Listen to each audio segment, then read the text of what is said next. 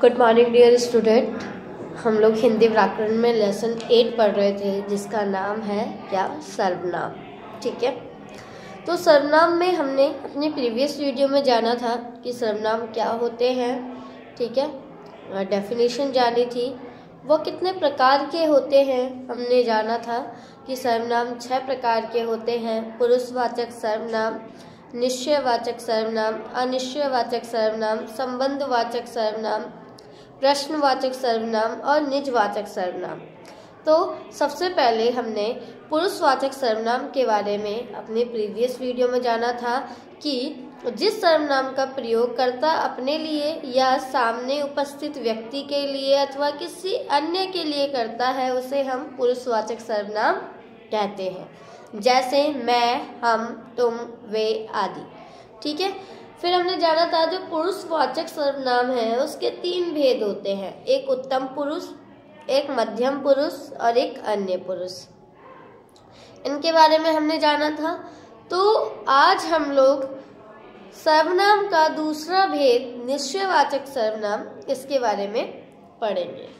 चलिए देखते हैं। जैसे जिन सर्वनाम पदों से किसी विशेष व्यक्ति यानी किसी विशेष व्यक्ति वस्तु की ओर निश्चित रूप से संकेत किया जाए, है ना, जिससे कि हम किसी पर्टिकुलर चीज को इशारा करके बात करें। ठीक है, उसे हम निश्चयवाचक सर्वनाम कहते हैं। जैसे हमने क्या बोला कि मैं एग्जाम्पल दूं, जैसे आपको वह दौड़ रहा है तो मैंने वह करके बोला, यानी मैंने उसको पूरा इंडिकेट करके बोला है। मैंने बोला वे पत्र लिख रहे हैं तो मैंने वे पत्र लिख रहे हैं, मैंने इन शब्दों से मैंने वह से बोला आपको वह दौड़ रहा है, वे लोग पत्र लिख रहे हैं या वे पत्र पढ़ रहे हैं, यह है ना। तो यह से आप क्या बनाएंगे कि यह किताब है ना। ये से आप बोल सकते हैं ये वहाँ नहीं रहते। तो यहाँ पे जो है आपने जाना कि जो निश्चयवाचक जो सर्वनाम होते हैं ये ऐसे सर्वनाम हैं जो किसी विशेष व्यक्ति वस्तु की ओर निश्चित रूप से संकेत किए जाएं। ठीक है, जैसे और एग्जाम्पल्स देख लेते हैं। वह हरी खड़ा है, ठीक है, वे बच्चे खेल रहे हैं, यह मेरी किताब है, तो इसमें यह, वह, ये, वह तुम्हारी टोपी है, वह, ये जो शब्द है ये कैसे शब्द है जो किसी निश्चित व्यक्ति या वस्तु की ओर संकेत कर रहे हैं। ठीक है, ये सभी शब्द क्या है, निश्चयवाचक सर्वनाम है। चलिए तीसरा देखते हैं, अनिश्चयवाचक सर्वनाम। अनिश्चयवाचक सर्वनाम वह सर्वनाम है जिन सर्वनाम शब्द के द्वारा किसी निश्चित व्यक्ति वस्तु का बोध ना हो सके, है ना, जिससे किसी निश्चित व्यक्ति या किसी निश्चित वस्तु का बोध ना हो सके उसको हम क्या कहते हैं, अनिश्चयवाचक सर्वनाम कहते हैं। ठीक है, जैसे आप इसको बोल सकते हैं कि इसके कुछ एग्जाम्पल्स आप इस तरीके से भी दे सकते हैं कि जिसने कहा उसे बुलाओ, जिसने कहा उसे बुलाओ। तो जिसने कहा इसमें किसी को कोई निश्चित इंडिकेट नहीं किया गया है ना, संकेत नहीं किया गया है, किसी निश्चित व्यक्ति या किसी वस्तु को निश्चित मतलब सामने से नहीं बोला गया है ना, अब वो अनिश्चित है। तो इस तरीके के जो वाक्य होते हैं उन्हें हम अनिश्चयवाचक सर्वनाम कहते हैं। चलिए आपके बुक्स के एग्जाम्पल देख सकते हैं। कोई वहाँ जोर से रो रहा है, कोई रो रहा है, पता नहीं है कौन रो रहा है। ठीक है, यह पर्चो किसी ने भी हल नहीं किया। ठीक है, बाल्टी में कुछ पड़ा है, यह किसी को मत बताना। तो यह किसी को मत बताना, क्या किसी को नहीं बताना, कोई बात नहीं पता है इसमें। ठीक है, तो जैसे कोई, किसी, कुछ, किसी। तो इस तरह के जो वाक्य होते हैं वो हमें किसी की साइड, वो निश्चित व्यक्ति या वस्तु की साइड संकेत नहीं करते, इसीलिए वे अनिश्चयवाचक सर्वनाम कहलाते हैं। अब संबंधवाचक सर्वनाम, अगर आप देखें संबंधवाचक सर्वनाम को, तो इसको आप ऐसे बोल सकते हैं कि जो सर्वनाम पद परस्पर एक दूसरे के संबंध का परिचय कराते हैं, एक दूसरे के परस्पर संबंध का क्या कराते हैं, परिचय कराते हैं, उन्हें हम संबंधवाचक सर्वनाम कहते हैं। ठीक है, जैसे इसके कुछ एग्जाम्पल बोल दो कि जैसा किया वैसा भरा, है ना, जैसा किया वैसा भरा, जिसकी लाठी उसकी भैंस, तो जैसा वैसा जिसकी उसकी, ये ऐसे शब्द हैं जो किसी क्या है, किसी एक दूसरे से व्यक्ति या वस्तु के परस्पर क्या रखते हैं, संबंध प्रकट कर रहे हैं, है ना, किसी पे क्या कर रहे हैं, संबंध प्रकट कर रहे हैं। आप अपने बुक्स के एग्जाम्पल देख सकते हैं कि वे निश्चित सफल होते हैं जो परिश्रम करते हैं, वे निश्चित सफल होते हैं जो परिश्रम करते हैं, जैसा कोई करेगा वैसा ही भरेगा, मैंने अभी बोला था जैसा किया वैसा भरा, जिसकी लाठी उसकी भैंस, तो जिसकी उसकी, जैसा वैसा वे, ये ऐसे शब्द होते हैं जो किसी वस्तु या किसी व्यक्ति पे क्या बता रहे हैं, संबंध प्रकट कर रहे हैं, है ना। प्रश्नवाचक सर्वनाम क्या है, वे सर्वनाम शब्द जो किसी के स्थान पर तो प्रयोग होते ही हैं, किंतु वे वाक्यों को प्रश्नवाचक भी बना देते हैं। यानी वो क्या है, वैसे सर्वनाम शब्द जो किसी संज्ञा के स्थान पे तो प्रयोग होते ही होते हैं, लेकिन वे वाक्य को प्रश्नवाचक क्या बना देते हैं, प्रश्नवाचक सर्वनाम भी बना देते हैं। जैसे अरे उसने यह क्या कर डाला, अरे उसने ये क्या कर डाला, तुमने उसे पत्र में क्या लिखा है, तो क्या, ठीक है, तुम्हारे पास वहाँ कौन कौन थे, तो कौन कौन, उसे वहाँ किसने भेजा है, किसने।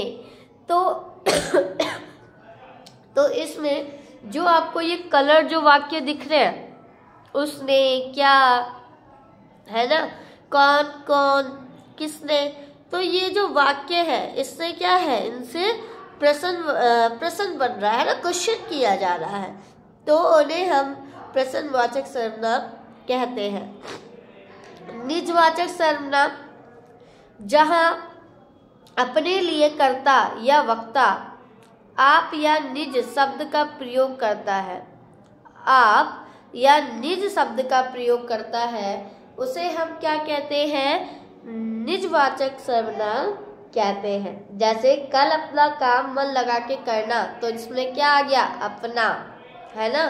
तुम स्वयं वहां चले जाना, तो तुम स्वयं जो वर्ड हुआ, ये कैसा वर्ड हुआ, ये निजवाचक, जो आपके लिए या खुद निज के लिए, अपने लिए प्रयोग किया जाए, है ना, ऐसे शब्द निजवाचक सर्वनाम होते हैं। जैसे मैं यह कार्य अपने आप कर लूँगा, वे आप अपना काम समय पर करते हैं, तुम अपना काम स्वयं करना, तो इसमें अपना भी है, स्वयं भी है, स्वयं भी होगा, ठीक है, ये भी निज है, खुद के लिए प्रयोग किया जाता है।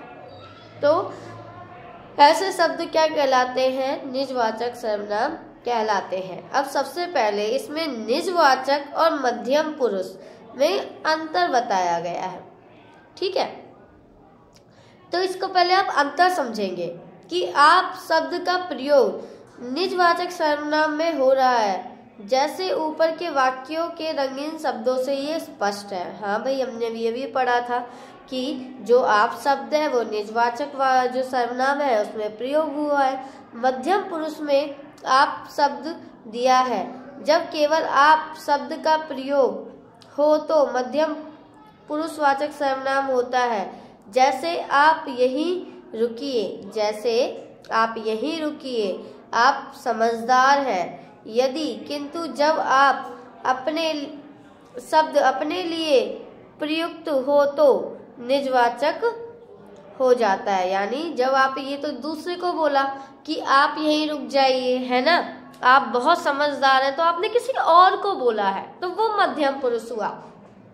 लेकिन जब आप ऐसे बोलेंगे कि मैं अपना काम स्वयं कर लूंगा या तुम स्वयं वहां चले जाओ, तो जब ये स्वयं जो वर्ड है, आप जो वर्ड है, ये जो खुद के लिए प्रयोग हुआ है, तो वो निजवाचक सर्वनाम है। तो आज आपने क्या पढ़ा? आज आपने सर्वनाम के भेदों के बारे में जाना, ठीक है, और सर्वनाम के बारे में जाना, उसके कितने भेद होते हैं, निजवाचक और मध्यम पुरुष में अंतर जाना, ठीक है। चलिए सर्वनाम की रचना देख लेते हैं कि कारक शब्द के अनुसार पुरुषवाचक सर्वनाम को सिंगुलर से प्लूरल कैसे करते हैं, है ना, एक वचन से बहुवचन कैसे बनाते हैं। जैसे कर्ता, कर्ता में क्या है? मैं, मैंने। मैं करने वाला कौन होगा? या तो मैं या तो मैंने किया है, ऐसे बोलोगे आप, है ना। तो इसमें मैं या मैंने जो है उसका बहुवचन क्या होगा? हम या हमने, है ना। कर्म मुझे या मुझको, हमें या हमको, है ना, मुझे या मुझको नहीं, इसका क्या हो जाएगा प्लूरल? हमें या हमको। करण मुझसे मेरे द्वारा, मुझसे मेरे द्वारा, इसका बहुवचन आप क्या बनाएंगे? हमसे हमारे द्वारा, है ना, मेरे द्वारा नहीं, हमारे द्वारा।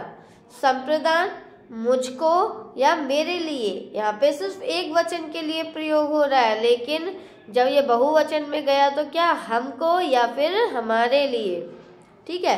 अपादान मुझसे या मेरे से, यानी हमसे या हमारे से। इन शब्दों के बहुवचन इसी तरीके से बनेंगे। संबंध में मेरा, मेरी, मेरे, है ना, कहते हैं ना ये मेरा है, ये मेरी है, ये मेरे लिए है, तो वहाँ पे हम क्या संबंध प्रकट कर रहे हैं, तो उसका जब बहुवचन होगा तो क्या होगा? हमारा, हमारे, हमारी, ठीक है। अधिकरण में मुझ में, मुझ पर, है ना, जब इसका बहुवचन बनाएंगे तो हमने, हम पर। इसी तरीके से आपने क्या किया? ये एक वचन से कारक को बहुवचन में बनाना सीखा।